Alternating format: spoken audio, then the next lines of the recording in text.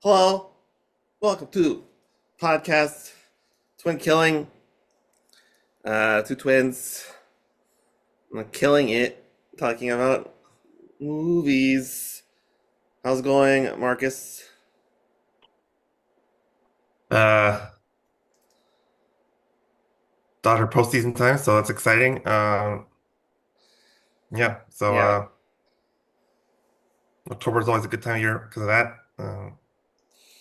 yeah. I didn't formally say it, so I'm Jason Luna. That's Marcus Luna. So let's do the warm up before we talk about Fitzcarraldo. Couldn't think of a better warm up, so seven things. You can go first as always. Uh,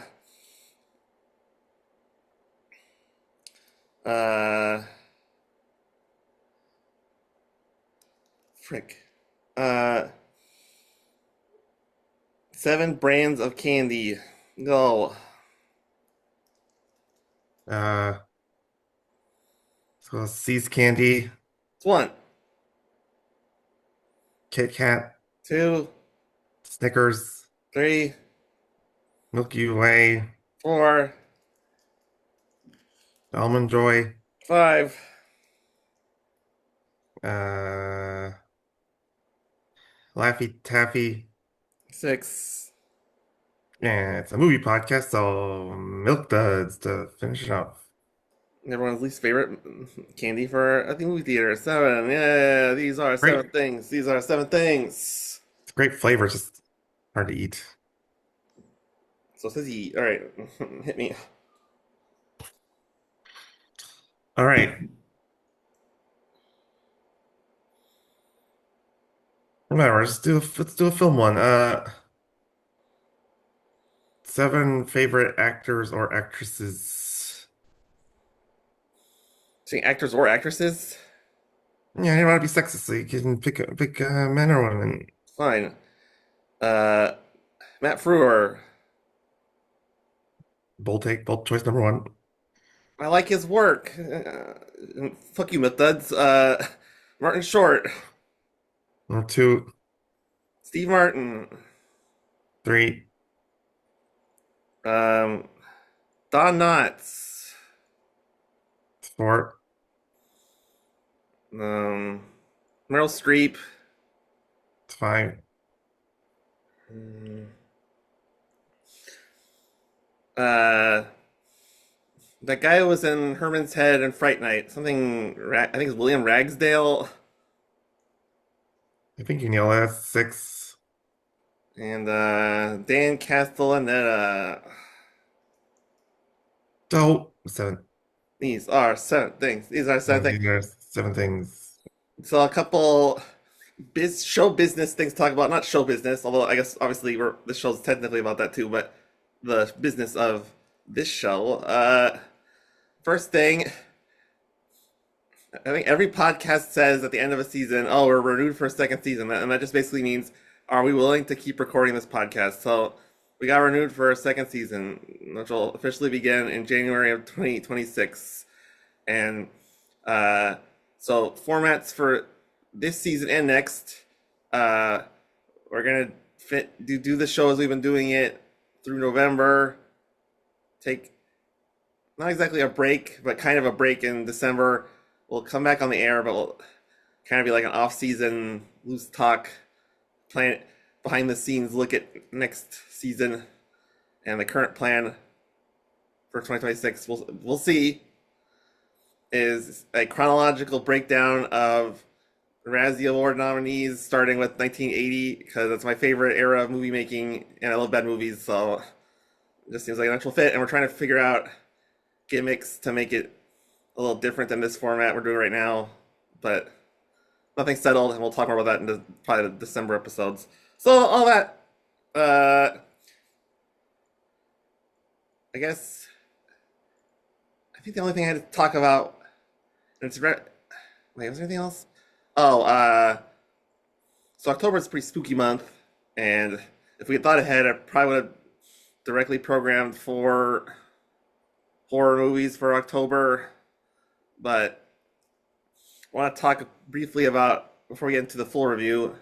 This movie is a horror movie.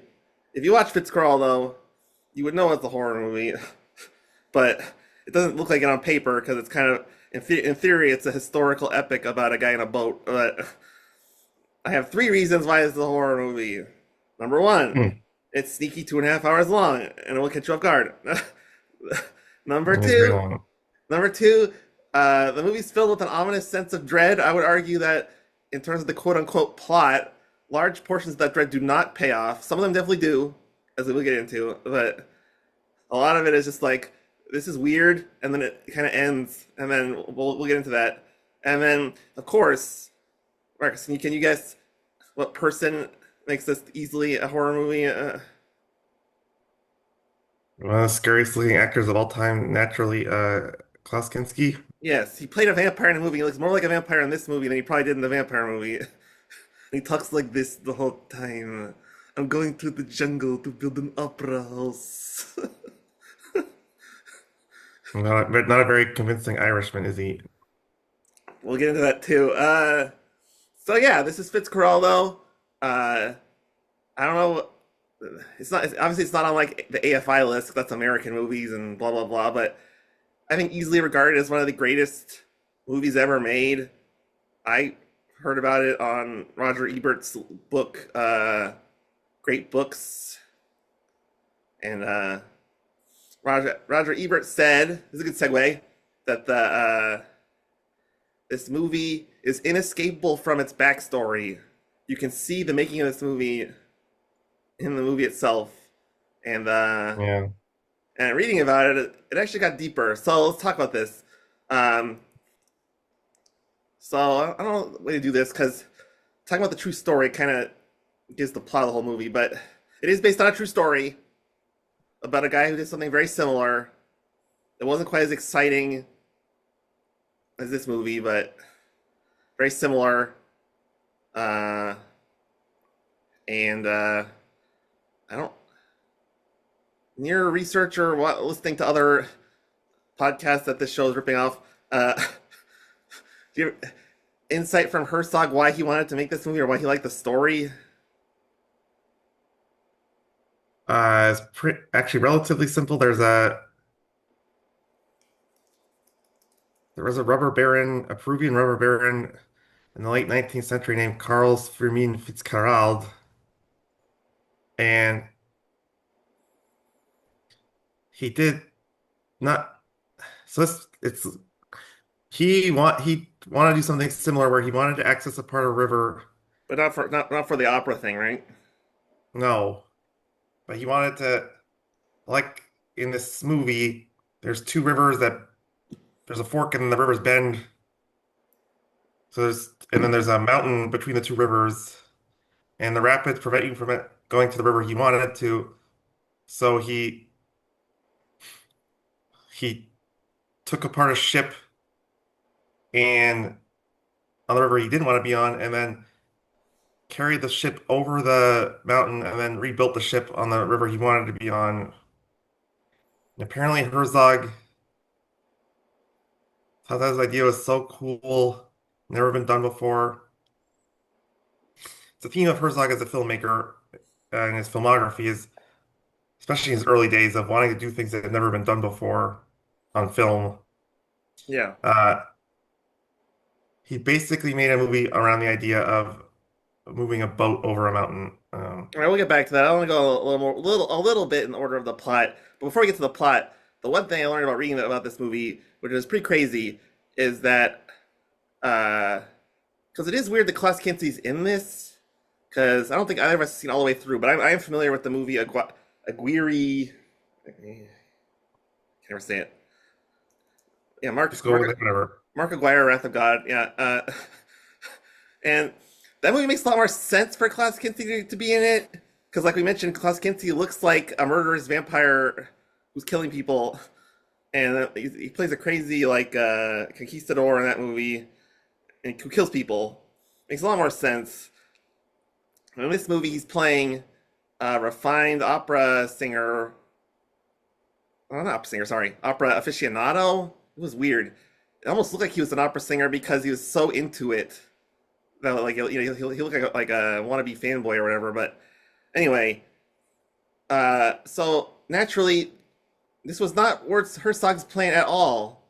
Did you look it up, or he? I guess you probably heard who the original choice, who almost finished the movie as Fitzgerald slash Fitzcarraldo. Freaking your namesake, Jason Robards. My parents have never told me that, but it makes a lot of sense. But yeah, yes, Jason Robards. He finished like 40% of the movie, and then he got dysentery, and his doctor said he can basically never go back to Peru ever again. I mean, it was probably a little less than that, but it was pretty close. And Definitely not to film a movie in the jungle and be around things that could give him dysentery again. yeah, it's a very odd choice, kind of odd choice to me, because Jason Robards. I don't know how much movies you've seen of his, but he was pretty good in Decent Something Wicked amount. This Way. It's like Something Wicked This Way Comes. He was excellent in a small part in the sort of, what do you call it, anthology-ish movie Parenthood by or or whatever. Um, Ron Howard, yeah, and but yeah, he always plays like the dad. I mean, I'm sure when he was younger, he played more regular parts. Like he was the closest thing to this movie I saw was Once Upon a Time in the West. Yeah, I saw it He's like a too. scandal. No, that's not scandalous. Isn't the word? What's the word? Rough and tumble, gross, Uh, whatever. Yeah, yeah, amoral cowboy anti-hero. So it definitely would have made this movie a little more normal. That's about all I can say about that. But yeah, yeah. Although there's like a positivity to Kinski's performance. I'm not even saying it's bad. I'm just saying it I gives it was, a mystical edge to have Clint Kinski in it. Sorry, go ahead. Yeah, yeah. I was gonna say was, I guess it's kind of based on how Kinski looks. I think it because his plan is insane to try to build an opera house in the middle of the jungle and everything. And so having an insane looking main main actor looks sense, and I think Kinski pulled that off better than Robards would have. Uh, I think Robards is probably a better actor overall, but I don't think he was a better fit for this. Yeah, I mean, I think Robards is a good enough actor that he could have adjusted to a different role, but we'll never know. Uh, so let's get into the. I mean, the plot basically is what we're describing, the boat in the jungle, but we'll get into the first part. So what I really like about this movie, spoiler alert, I love this movie, but is that it's got a lot of, it reminded me a lot in a weird way of Citizen Kane. I guess not that weird, but because Citizen Kane is very self-indulgent and sort of layering uh, what I don't describe other than film school analysis nuggets, like Hmm. things that are like weird and self-contradictory, and it would be easily pointed out in a paper by a film studies student like myself. Because even the title of the movie, and the real story is the guy's name is Fitzcarraldo, which makes a lot more sense. But for I don't know if it was a rights reason or what, but Herzog changed his name to Fitzgerald. So even in the title, you've got a dichotomy because Fitzgerald is this European aristocrat, but when he gets the nickname Fitzcarraldo, it sort of surrounds himself in this presumption that he's Latino or friends to the Latinos. And I thought it was interesting that that sort of tells the story of the whole movie just on the name. Yeah. Yeah. So we get this movie has a very I don't know if I talk about this on the podcast you listen to, but this movie has a very competent cinematography in the sense that it's incredibly well lit. It's almost like artistically overlit, despite being outdoors and in the jungle and all that stuff. Like the saturation on the characters' faces and stuff, like it's really well put together. It's got an artistic sensibility. You'd expect a jungle movie to be dark and monochrome and stuff, but yeah, yeah. Just noted that. Yeah, because the always comparison for me when I was watching this movie was Apocalypse Now, where it's a journey down a river in the jungle, Yeah, it's very similar. Yeah, but the cinematography and lighting in general, I guess. I guess it's partly because they're not in war like in Apocalypse Now, but it's significantly lighter looking, so it's more pleasant. yes, It kind of reminded me of like the light adventure films, kind of like Indiana Jones or something. I don't know. yeah. That's that's a good comparison in terms of the composition. Because yeah, this movie sort of is toes the line in terms of its look. It's like it's got some '80s touches with the lights, but also because it's shot on traditional film and it's dubbed, it has a bit of a '70s vibe. But um,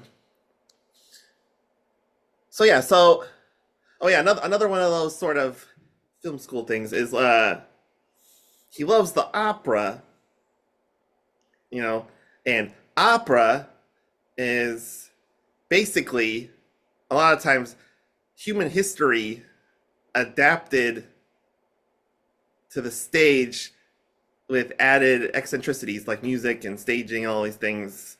So it's like we see through his taste that Fitzcarraldo is delusional, or at least overly idealistic.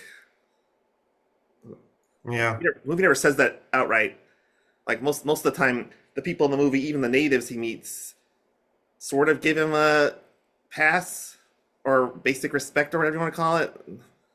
But we all know he's kind of a, I don't want to say racist, but culturally out of place for sure. Yeah, yeah, yeah. I don't know. It's not completely fantasy like other movies where I would tell people not to, or bizarre like some David Lynch movies or something where yeah, you would advise someone going into it to not think about the plot too much, but it kind of turns into that a little bit because I guess I should hold on to this, but because it's later in the plot, I guess, but the natives are so willing to work with him, they don't. I yeah. guess it's mysterious on purpose. Well, yeah. Apparently, there's a reason. We'll get into it, but yeah, I think it's yeah. Like a lot of movies, are a lot of. I feel like a modern American movie or just movies in general would be a character like Fitzcarraldo to be like, I want to do this stuff in the jungle and I'm crazy, and then um, something would go wrong or the natives would kill him or blah blah blah. I actually got a big vibe off of this movie in general, off a lot of episodes of Tales from the Crypt and even a little bit that Creepshow 2 episode about the Native Americans, because a big thing in horror is these white characters who make presumptions about the natives, take advantage of them, and the twist is that the natives murder them. I mean, there's usually sci-fi horror circumstances, but that's basically the plot. So it felt like this movie was leading to a Yeah. comeuppance. The comeuppance didn't really come, but I mean, he does fail. But we'll get into that in a second. But yeah, yeah, yeah, right. So you go watch Tales from the Crypt, right? Um, so Fitzcarraldo has a wife. This was also weird to me. My genre expectations perked up They're not because really married. oh, that's weird. They share bed and Well, they're lovers, so they like, they're partners, but right I don't lover. think they're married. Well, I guess they could be married. Well, in fact, yeah. The I didn't get this from the movie, but maybe I missed it. But she's a head madam at a whorehouse or something. He, before she before he goes into the jungle, she talks about and brings her girls around to parties and stuff. So I thought they were yeah, just like friends. I was so lost, but yeah, whatever. Because she's very. I mean, not to put any whatever on women who do yeah, whatever, but she looks very she's a nice. very austere and elegant portrayal of a Madam or whatever you want to call it. madam and prostitutes. Yeah. So yeah, that was weird to me. Not weird, but yeah. Okay. Anyway, his wife. Sorry, wife. I keep saying that on accident. Just you just call her wife, whatever. The lady, business partner, whatever. She, uh, tagging along with him pretty much the whole way and wants to go on the boat ride or boat pull or whatever. But so that was I think kind we of made weird. a better movie. Would have made a better movie if she did. I guess. I mean, it would have been unrealistic, I guess. But yeah. It's limited viewing, but I've enjoyed the films I've seen of Claudia Cardinale. I think she provides a lot of energy on screen, and Didn't she just pass away too or something? she did just die this year. But That's weird because she's famous too. Yeah, yeah, yeah.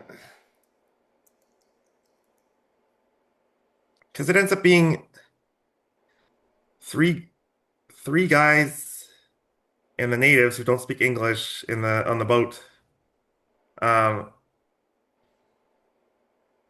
I think she would have added something if she was on the boat, but Yeah, but I mean, Herzog made the choice to go with. the the the theme that Herzog was going for, I think, or hinting at least, which was the internal loneliness or bravado or whatever you want to call it. I think she being there would have softened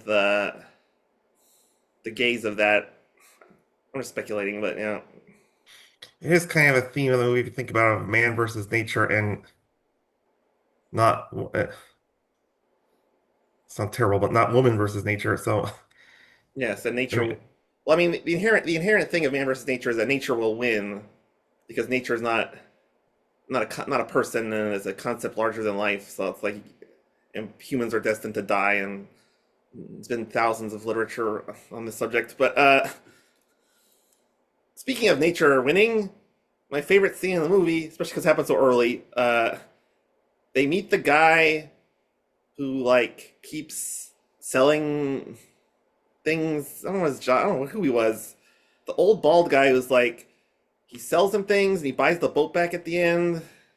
he's he's like so actually Fitzcarraldo is a rubber baron too, but he's like the head rubber baron, Oh, so anyway, they go to not his. robber baron, rubber baron. So they're in. Wait, so what country are they in the non parts? Everything's in Peru. Even the opera they go to at the beginning. Yes, uh it's all in the same city. In fact, I believe of Iquitos, Peru. So okay, they go to the mansion or whatever of the big rubber baron guy, and uh, he pulls out money from his wallet and feeds it to like a catfish. That was my favorite scene in the whole movie. It stuck out. It was these artsy movies do things like this where they have scenes where it's a character or the filmmaker's trying to portray, I guess both, are trying to portray something that's the how valuable money is. Just kind of roll your eyes. I still like the movie, but like, roll your eyes when stuff like this happens because 2 hours, 30 minutes plus, and then you're showing that you could throw money away by having a fish eat it. I don't know. I thought it was great. I thought it showed so quickly uh, the power that the rich guy had over Fitzcarraldo, like this that he was above him, but also that he was a little, not stupid, but yeah, kind of foolhardy. Over, it's like, I mean, it's so hard to do character stuff that isn't just like dialogue. I mean, Yeah, I mean, it's extreme, but imagine that guy, that character, like laughing out loud, being like, "Ha ha! I am rich and I'm better than you, and I'm gonna be the richest man in the world. Watch me!" Oh, like I mean, this movie does a really yeah, good job of giving you a sense of everything without saying anything, which I think is very impressive. The length didn't bother me, but we'll get into that in our review portion, I imagine. But yeah, yeah. Uh,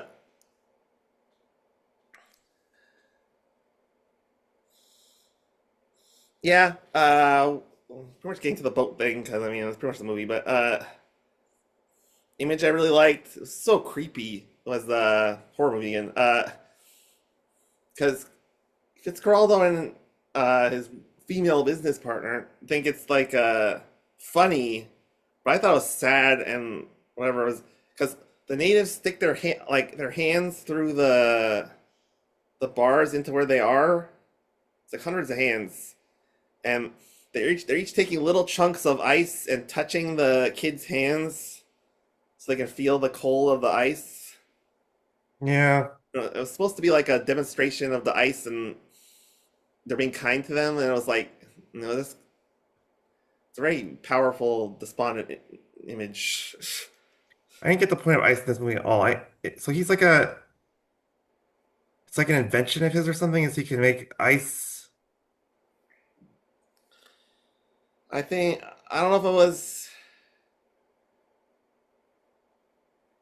it was shipped in from somewhere else or I don't know what the mechanism because obviously there's no electricity or at least reliable electricity. I'm not sure about that at all. But yeah, it's something the natives don't have. And they don't have I, there. I, I don't know why. I don't know how. I But thought I missed something where he said something about it during that scene because they open the suitcases or whatever, and they're like, "Look at this!" Ugh. It's like, but I don't remember if he explained it or not. Yeah, yeah. I guess ice for drinks or whatever would be a relatively new invention when this movie's set, which is like the end of the 19th, beginning of the early 20th centuries. Um, Yeah. This movie didn't dwell a lot on the quote unquote realities of living. Like Fitzcarraldo's never like starving or eating weird food or anything in the jungle. He's pretty well to do pretty much the whole movie. So yeah, it's hard to track why things matter for him. I think it's just a visual element for Herzog. yeah. So richer guy, not Fitzcarraldo, gives or sells Fitzcarraldo a map and explains to him that, hey, the rubber in this jungle is just getting poached endlessly.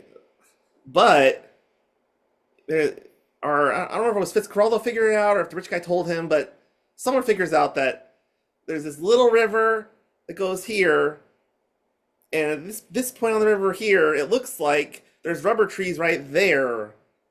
So they're like, hey, why don't we take a boat and go there, and then we'll get the rubber because it's right there. They They're just both know about it.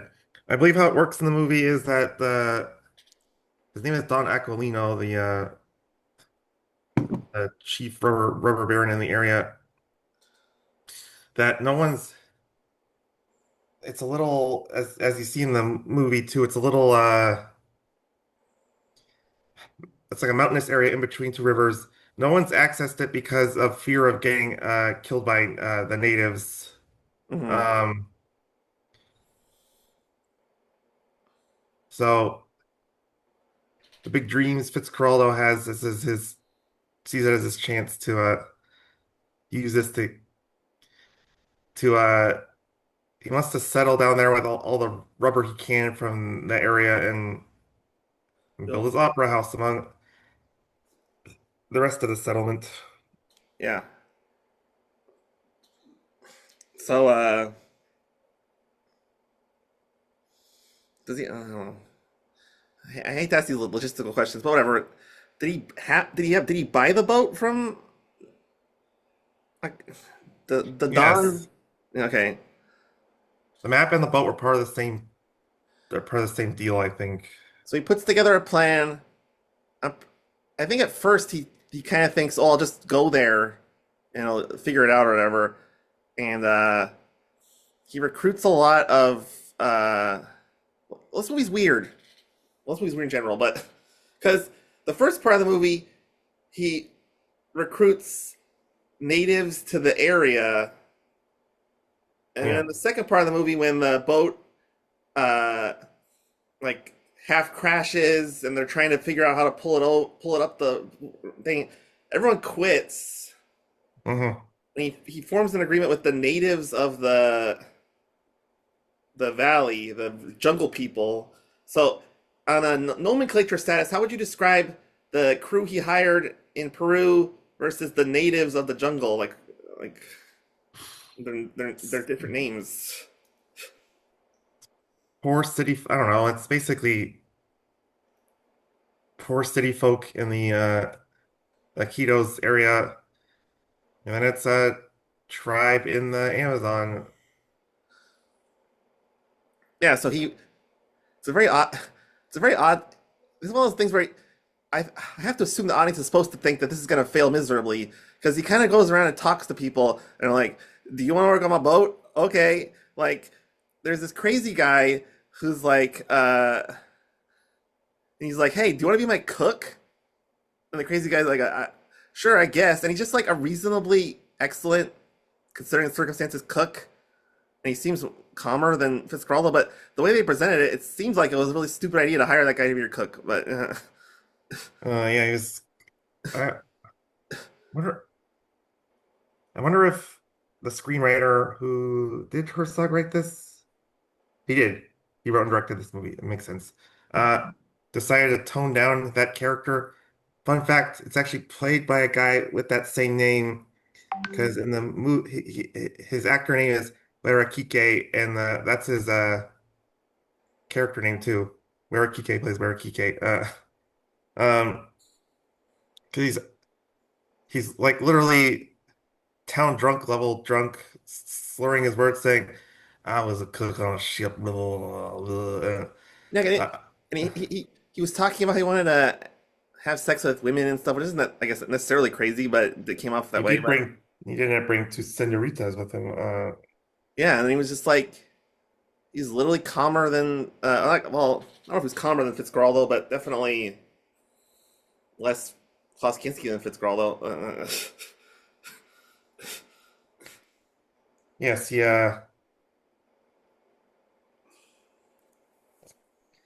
and the mechanic are both end up being very helpful. That's what. Yeah.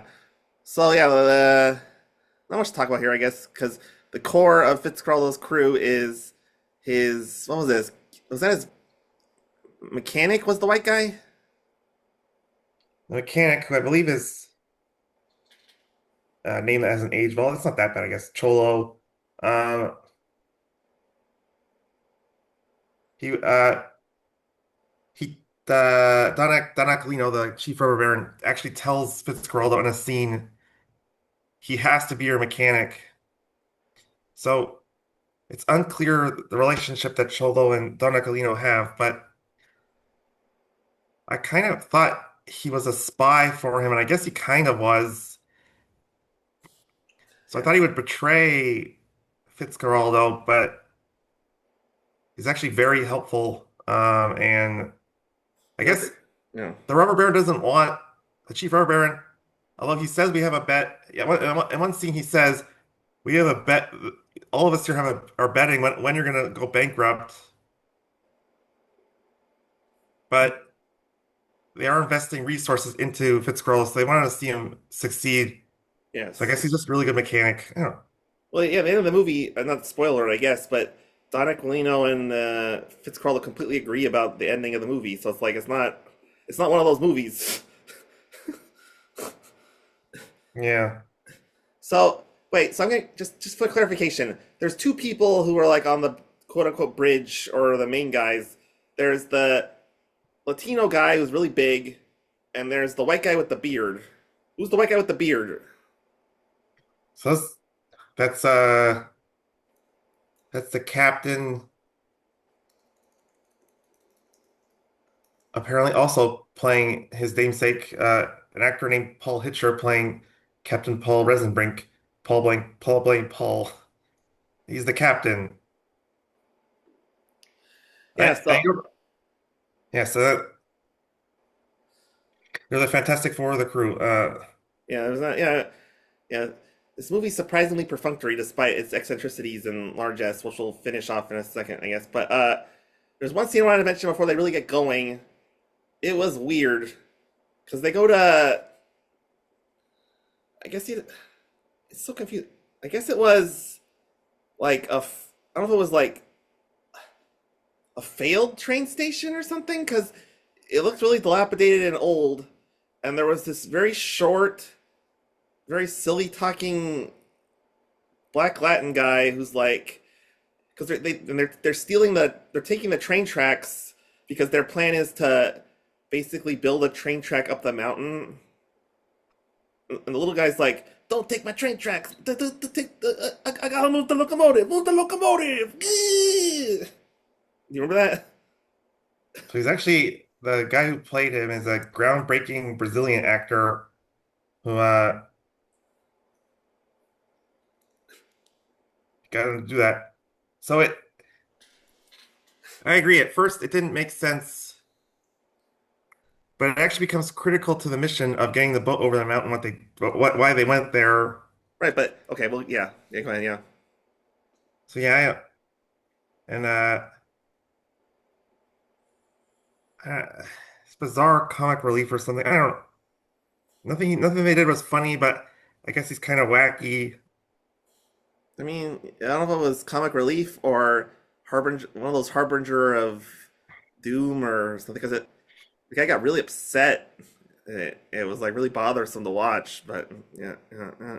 Yeah, because he's a conductor and they're taking his rails away from him. And it was also weird because Fitzcarraldo, in a quote unquote moment of kindness, stops taking the train tracks that are directly under the train to go into the jungle and get more, and it works out fine.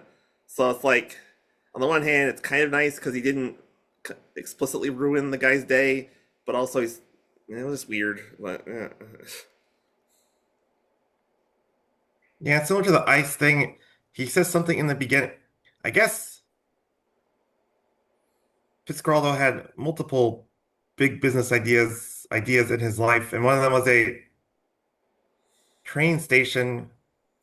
Yeah, so I think it was kind of hinting at the general failures of Fitzcarraldo because it does seem like he's the kind of character who has these big dreams, and when they don't go correctly, he can move on, but other people can't. So I feel like this movie's layered with a deeper symbolism than the movie itself wants to let on sometimes. But I don't know. But yeah, yeah. And We're gonna get on the water with this boat after a 10-minute break. I should say 10-minute on the thing. So, but we bet yeah, we'll be back after break. Thank you. Yeah, so they got their train tracks and they're going on the river. Uh, I should have time stamped how long it took to get there because this is by far the most iconic part of the movie. I mean, I think the image I had seen in this movie, I'm not sure what the poster actually was, but I guess pretty much, yeah, the post is the boat on the mountain. So I mean, yeah, yeah. Yeah. So feel free to interrupt because it's gonna be pretty. You should go watch this movie because even if you think you might not like it or it's boring or whatever, to describe it, this format going through the plot, this movie's not really meant for that. This movie kind of, goes not real time, but realistically. So it's like there's not a lot of like plot points per se, but all I have to say is, I feel like I'm skipping something, but they go up the river and they get to the part where there's like a mountain in the way. Hmm. So they put the train tracks on the mountain, and their first big play is to, basically. I'm actually confused what the plan is because they want to lay train tracks down up the mountain, but I don't know how that propulses the boat over the mountain.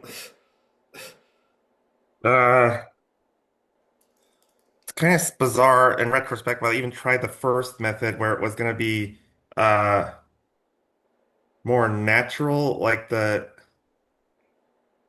they build these, like you just said, it's hard to describe a lot of things in this movie. It's like a pulley system using humongous trees, um, where the force is generated by pushing trees in a circle, and they get a little bit of movement, but then it fails. And then it's the Hirokike guy, the cook, who comes up with the idea to use. I'm sure there's still pulley involved because you can't just drive a boat up a mountain, but it's use the actual boat engine itself to propel the boat over the mountain. So to summarize very roughly, when the first plane fails, and I think a guy dies or gets crushed by the boat or I something. think it's two natives get crushed. Yes. So as you described them, the poor citizenry, most almost all quit in bulk and run away because it's going badly. And then in the weirdest part of the movie, and it gives it this weird mystical, magical almost quality. I mean, maybe you could explain more about how this happened exactly, but Fitzcarraldo just sort of meets the chief of the tribe, and weirdly, the tribe is like, "Oh, you're gonna pull it by hand with this pulley system. Yeah, we'll help you." And the movie's just basically the industriousness of the tribe doing it, and it happens. It's very weird.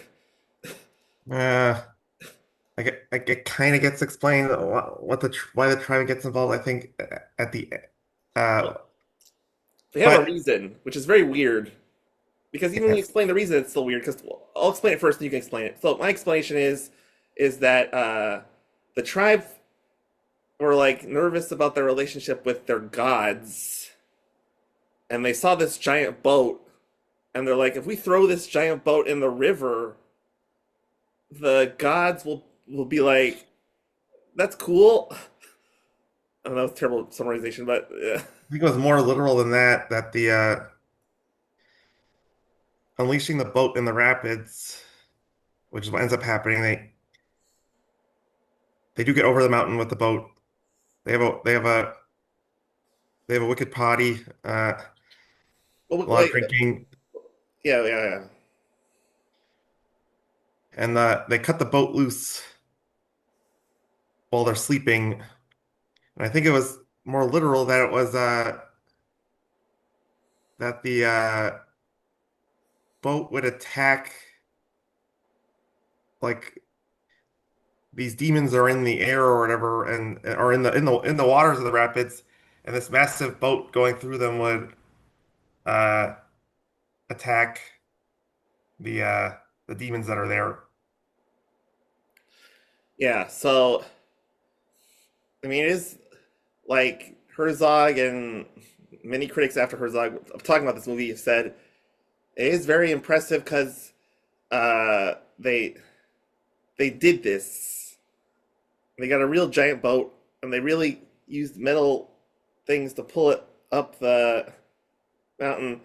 And then the image of it flying down the river is bizarre for two reasons. One, obviously, it's very impressive to see the boat flying down the river and it's real and all that stuff. But also, you just watch like 2 hours of closet drama of Klaus Kinski on a boat talking to people, and you get like this one sequence of the boat going like wee, you know what I mean, for like 10 minutes.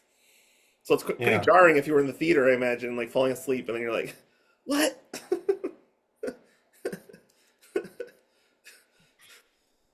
yeah, it's art house cinema where the main crux of the action, the thing that's on the poster, doesn't take much of the movie, and it's uh, philosophical, kind of religious. The Yes. question themes are lyrical, I think was the term you texted me is a good word for it. It's a very lyrical movie overall. Yeah, that's the weird thing is like I feel like a different movie would, have insight into like European man's interaction with natives or something, but this movie just kind of shows things happening realistically, and you sort of drive it yourself. I think I've belabored that point enough. But anyway, so the plot, there was barely any plot to begin with. The plot's over now, pretty much. But the boat got damaged because it fell off a mountain and into the river and was doing whatever it was doing. So it's a combination of like excitement and relief, but also mild to severe disappointment. My favorite combination, because the boat's too damaged. This is confusing too. The boat was damaged, so they had to stop. But if the boat wasn't damaged, what would it have done? Would it have picked up some rubber trees and went back, or what was the Something plan? like that. What's the plan? Uh, okay, so we don't know, and the movie doesn't explain it too well. So, but whatever. Yeah, the mission's called off basically, and they have to go home, which is apparently easier than getting there, which makes sense because they're on the water. But Well, I think because the natives that he worked with, I guess, made peace for everyone. So I think he could get. I think the passageway is kind of clear. So I, well, it's kind of guessing because the movie rapidly ends yes, after the boat gets damn like super rapidly. also a very traditional Hollywood thing of once you do the thing that the movie promised it would do, the ending is just sort of thrown together and not as memorable. But it's interesting. We'll get into it. But yeah. So yeah, they go back to the mainland. Um, Very interesting conversation between Fitzcarraldo and Don Aquilino, because well, they get the plot out of the way, but as much as there is that Fitzgerald's going to admit basically that he's getting out of this mission while he can. He sells the boat back to Fitz for perceived profit. It was kind of weird, but there's really weird dialogue. I wrote it down. Oh yeah, uh, you should go to the opera house. They're doing this opera by this guy you like. And then Fitzcarrald's like, "You mean Wagner?" And then Duncan was like, "Yeah, it's such and such opera." And then Fitzcarrald's like, "No, that's Bellini." Your thoughts? uh, I think Herzog did that on purpose because no one loves the opera as much as Fitzcarraldo. I think Fitzcarraldo's a bit of an opera nerd, so he knows all the composers and all their songs, so you could correct him. And also, more nerdy analysis that I'm sure will be a lot more worth going into a lot more deeper. But uh, so Fitzcarraldo's favorite composer is Wagner.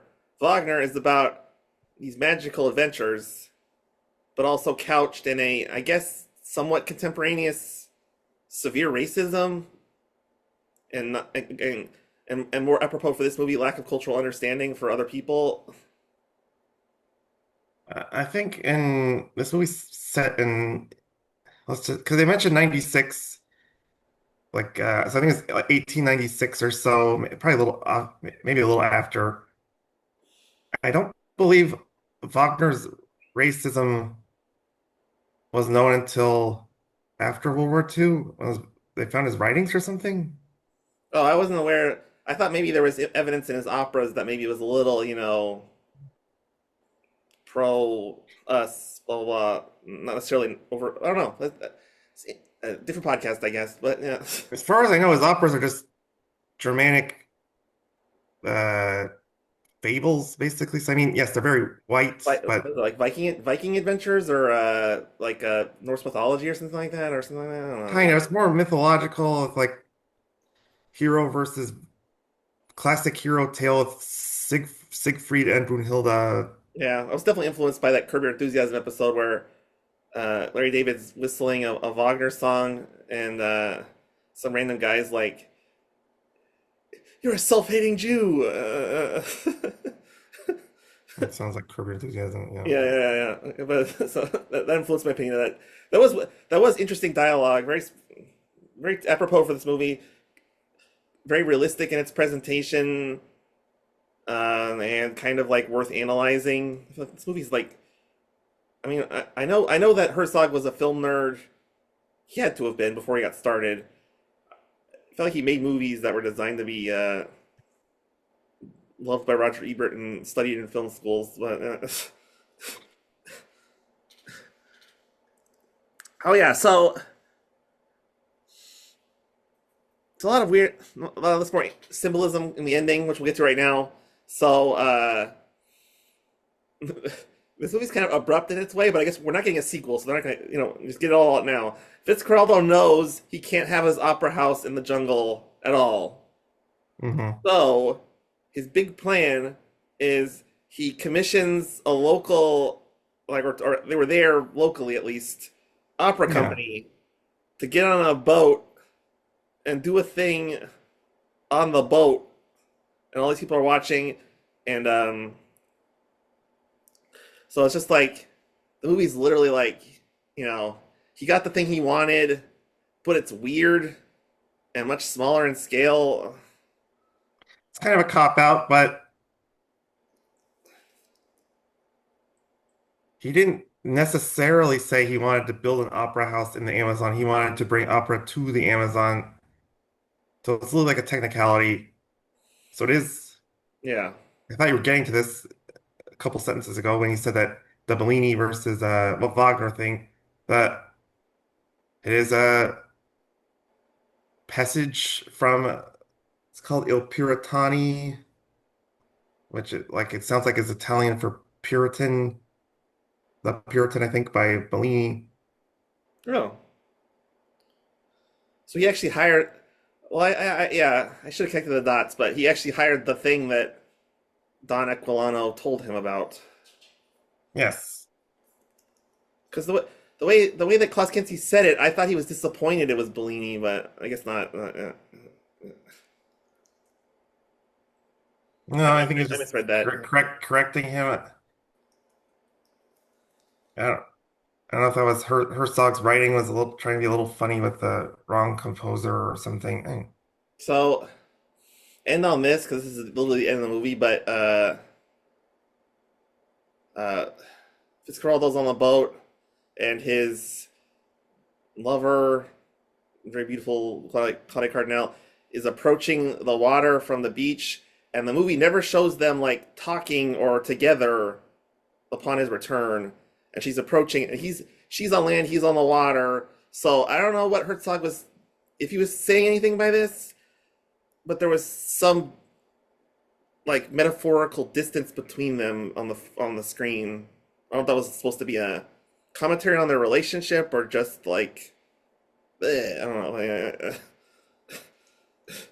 don't know. I thought it kind of fitting that the main action takes place on the boat and he ends on the boat, but I think there could be something to that because it's like opera is his true love and he's on the boat enjoying opera instead of being with I Yeah, think it's Molly, I think is that's the weird thing. They're not married, and they don't really show any the framework of their relationship. We don't get any arguments about what's going to happen or blah blah. So it's like, yeah, it's a very interesting film couple in that way, in that the stakes are vague and they just seem happy all the time, which is terrible. On paper is terrible for a movie. more art housey than the standard fare. All right, I guess that concludes the movie. Any other scenes or notes about the things before we get into the wrap up? Because we get to the basic quote unquote plot. Not really. I give Herzog credit for casting people around the area. The natives were true natives.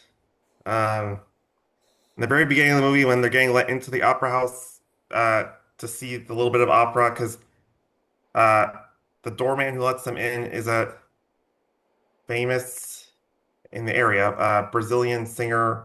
and that guy in the rail station is a Brazilian actor. I think Don Alino or whatever his name was, Don Aquilino, is that you said? Aquilino, yeah, yeah. He's Brazilian as well. So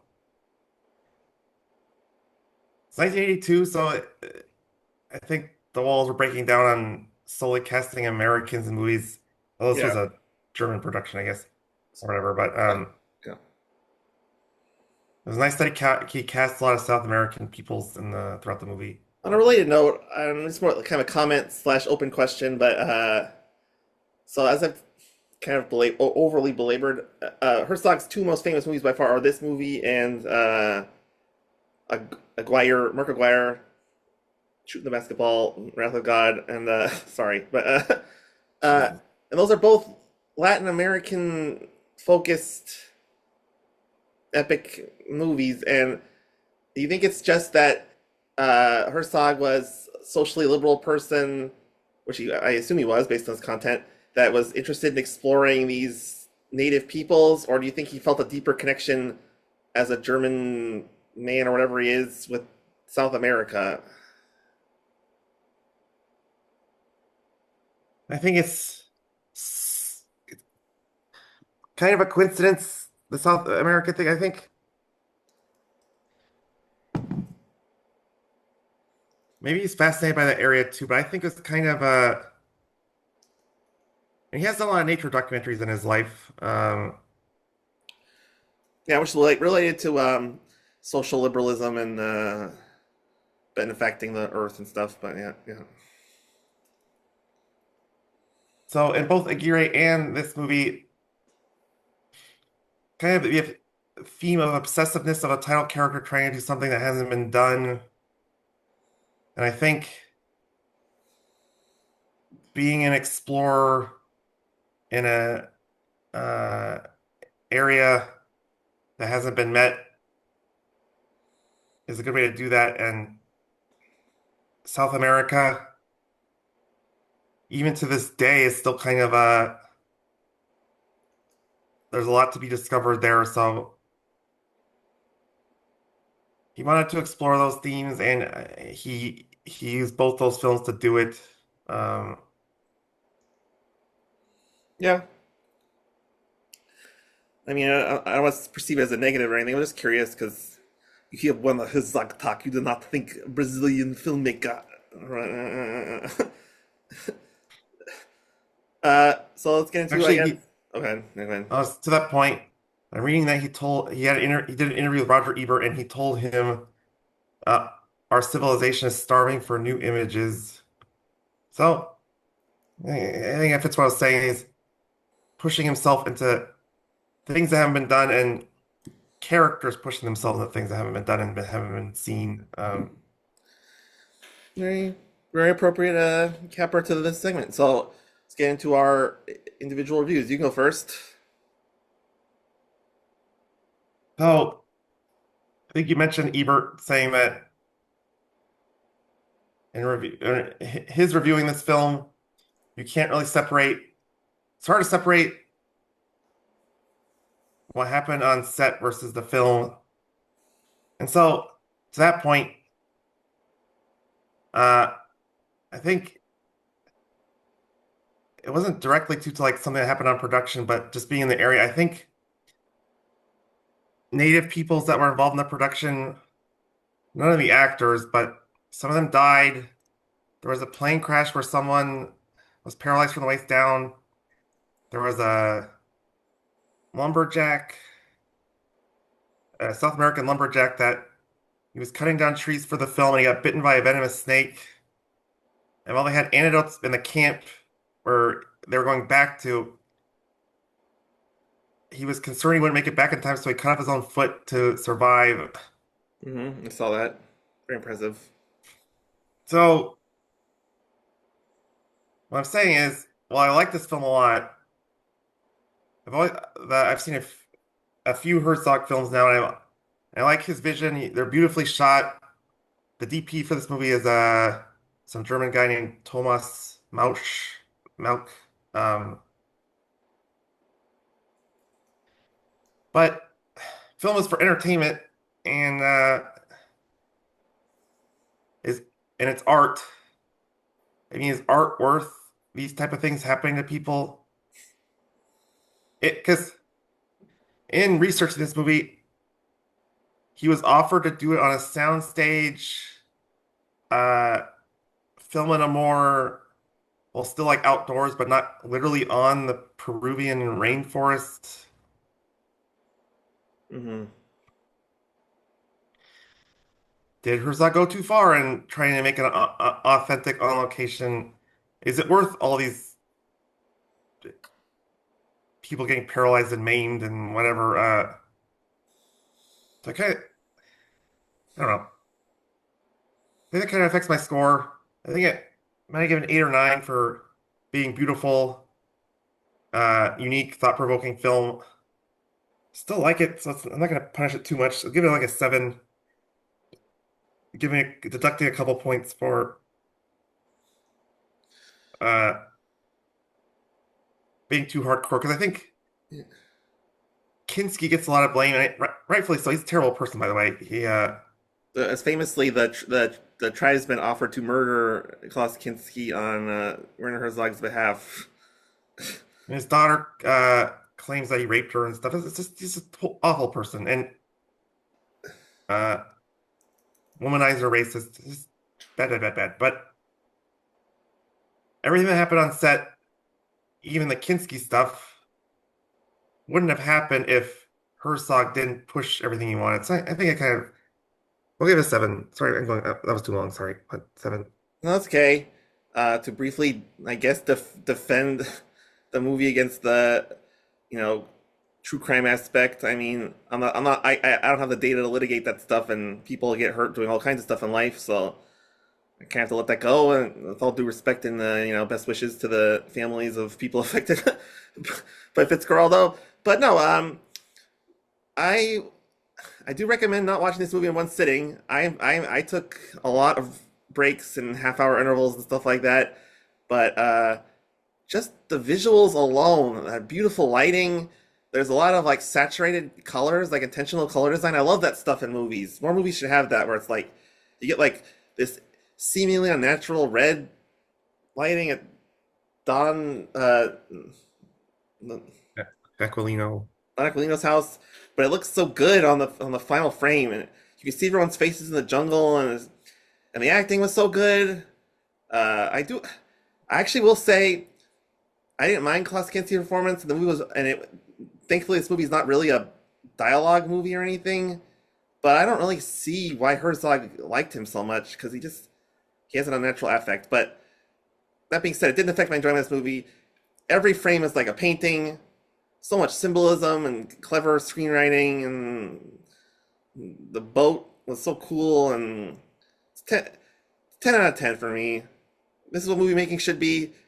Like I said before, this is like in some weird way an alternate version of Citizen Kane. Like a Citizen Kane, if Orson Welles got to do Heart of Darkness, it would look a lot like this. Like I thought it was fantastic. So I love this movie. We'll defend it forever. Yes. Oh, awkward transition. We're going to talk about next week's movie. Marcus, have you seen The Exorcist before? I did. Thank God, because I don't want to have to watch that for a review next week. But so this is Halloween, and I'm not going to subject us to Creepshow 3 because that movie is looks terrible and is not associated or approved by George Romero's estate. So instead, I really want to watch 2 turns from now, Exorcist 3 slash Exorcist Legion. I've only heard good things about it. So in the meantime, we're going to watch one of the most unsuccessful artistically and financially sequels of all time, Exorcist 2. What could possibly go wrong? Oh, before we go, yes, that'll be fun. But what did the people on the What Happened Now think of the movie, just in terms of liking it or not? The Fitzcarraldo. Similar to my review, they overall liked it. It's like a couple of them were filmmakers. It was a special episode of 3 people, and not the usual woman on the show either. She was absent for some reason. But anyways, they like the movie, uh, and it's chief among what they call the term they used was film school shitheads. Like me. Eee. Yeah,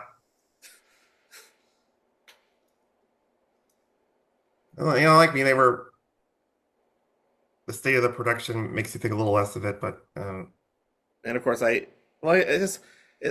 it's hard for me to judge. Same thing with Twilight Zone the movie, which was a much worse crime. Is that there's just so little evidence I can see with my own eyes watching the movie that it's hard for me to judge it very yeah, hard. But yeah. But Blaber point, that movie's over. See you next week for Exorcist 2. It's gonna be uncomfortable. Ooh. Bye. bye.